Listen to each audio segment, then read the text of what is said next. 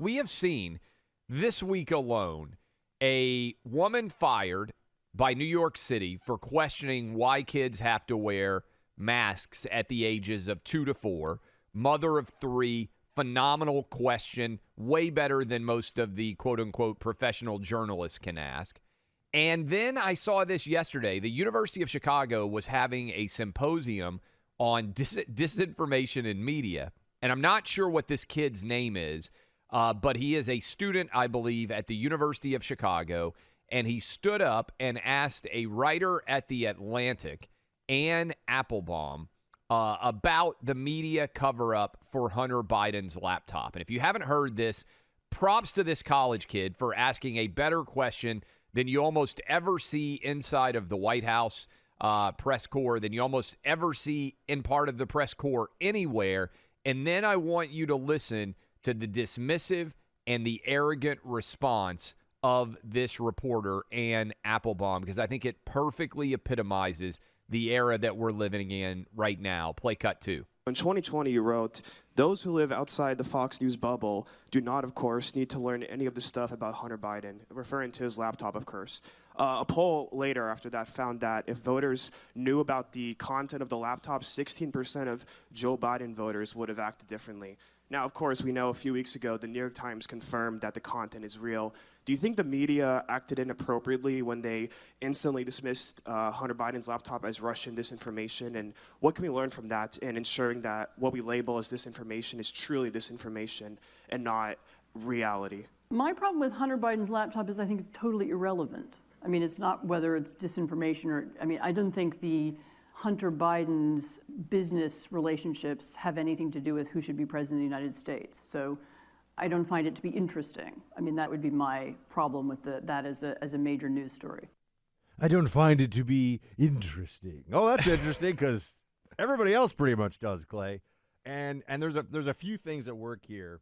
One, and by the way, she's like Applebaum is a Russia collusion truther, and there's you go back because she's one of these libs who everything about Trump is awful and worse than Hitler and everything else. But they would rather, if you're going to be invited to the Vanity Fair cocktail parties, if you're somebody who is going to be treated well by the editorial board of the New York Times, it is better to sound stupid on these things than it is to be truthful.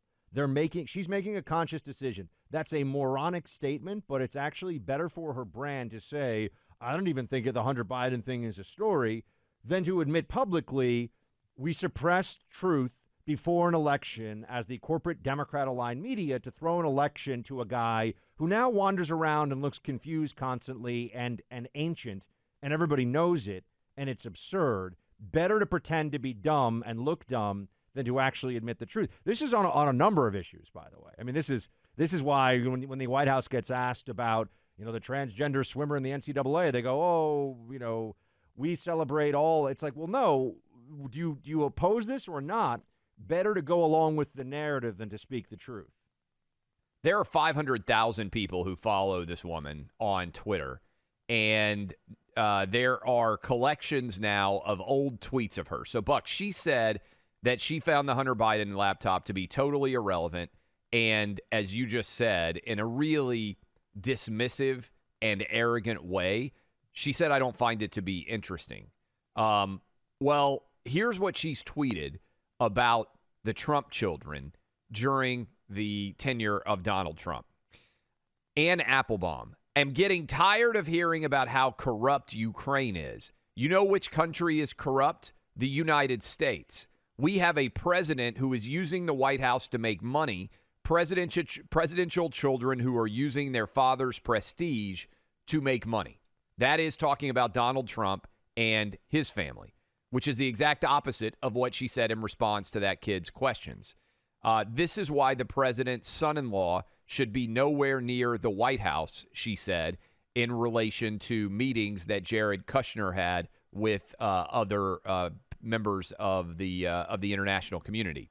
What is this puff piece about Ivanka Trump doing on the cover of this magazine with zero investigation of her conflicts of interest?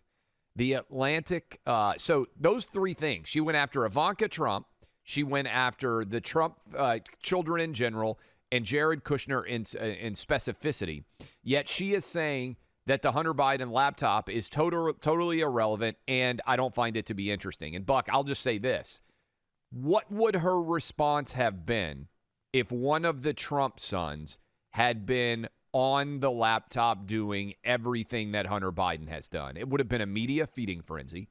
It would have been the number one story out there anywhere, and she would have been covering it to the nth degree. Now, I don't know this Anne Applebaum lady at all. I'm not trying to I'm familiar. You're familiar. She's I don't know her at all. elitist lib.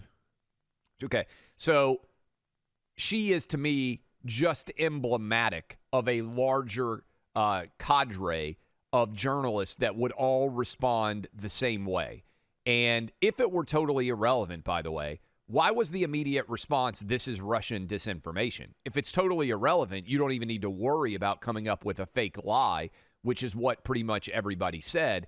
And then the standard is, I don't find it to be interesting. What her standard for what stories should be covered in the political sphere, the kid points out 16% of Biden voters, according to at least one poll, did find it to be extremely interesting and relevant to their vote. That is the standard that should apply for journalism, if it's actually journalism, not whether you're interested in it, but whether the general public would be interested in it. They threw an election, folks. I mean, they actually, the problem here, unfortunately, is that they got what they wanted. And so now everything else becomes far less relevant. In the moment that they had to lie to the American people, the journalistic establishment in this country, and many of the most well-known names from the former from the intelligence community, which I used to work in, many of those names debased themselves and their credibilities so that Joe Biden could be president. And it's even more sad, of course, and really more atrocious when you see what Joe Biden as president has done, right? It'd be one thing if we had gone through this remarkable year and he had crushed the virus, the economy was just a rocket ship, and the border was secure, and there wasn't a huge war in Europe that could have been averted. It'd be one thing if, it had been a great year. But at this point, these people lied to stop Donald Trump from being the president for 4 more years, to put in place a catastrophic puppet of a president, which is what you have with Joe Biden. And so, unfortunately, and I've had to tell people this about Russia collusion as well, the dishonesty works at a certain level, right? I mean, we have to talk about it, fight back against it, and at least tell people what's true. But they got away with this one. And really what we have to focus on is making sure they can never get away with this kind of maneuver again. They talk about election integrity. If you can effectively have all acting as one voice, people whose jobs, we're told, is to speak truth to power and just the facts and democracy dies in darkness and all that other crap, and they can all lie as if they've been given the same sheet of music, right? They can all lie in the same tone, the same tune. Then, what's the point, right? I mean, you and I can't be everywhere. I mean, people can't be everywhere. They have to rely on some level for there to be a baseline foundation of truth and honesty in our national news media. And it's just not there. I mean, this is what everyone, I think, is recognizing. There are no ethics whatsoever in modern American journalism when Democrats see power at stake. None whatsoever. It's an arrogant and it's a dismissive response. I do want to give a lot of credit, and I want to find out who the kid is so we can give him credit by name. That's a fabulous question, Buck. I mean, it is a well-researched question. It's a well-asked question. It is something that the vast majority of journalists in their career won't ask a question that is that well-written, that well-phrased, that well-backed up, and that's significant. So for a college kid to stand up in what I presume to be a crowded auditorium and deliver that question as well as he did, particularly, Buck, because it probably goes against whatever the mainstream ethos is on campus. So he's asking a question which is not going to be wildly popular necessarily with his cohorts, with his classmates. I think that kid deserves a tremendous amount of credit. That's why I wanted to start the show with him, because as long as there are people still willing to ask questions like that in college, smart kids like that, I feel better about the future of our ability to hold and speak truth to power. On the Hunter Biden, by the way, he'll never get a job in journalism, right? I mean, unless he goes to work at Fox or maybe, comes to work with us. Send me your resume. We should give him an internship. I'm right. impressed. But yeah, you know what I'm give him an saying. He's, internship here. just that alone, CNN won't hire you after that. I mean, when you go viral or you have a moment like that where you ask a real question, there are so many people inside these institutions who are vicious and vindictive. Trust me, I was an intern at CBS Evening News, everybody. I know of what I speak. They were like, you are not welcome back here after this. Not because I didn't do a good job, but because they figured out what my beliefs were when I was there. But Clay, also, I think the laptop issue, and this is what this kid is exposing too, we just see this replaying time and time again where dishonesty is at the heart of the left-wing argument. Dishonesty. They say it's Russian disinformation. They say the Hunter Biden laptop isn't really a story. They say it couldn't be verified. They say they just verified it now. Lies and lies and lies and more lies all the time, and they would rather tell those lies consistently than ever have a moment of truth and honesty with the American people because they are activists. Their brand is actually not truth. It's not fact. It's getting an outcome politically, culturally, and in terms of power dynamics in this country. So this is what I have to remind everybody of.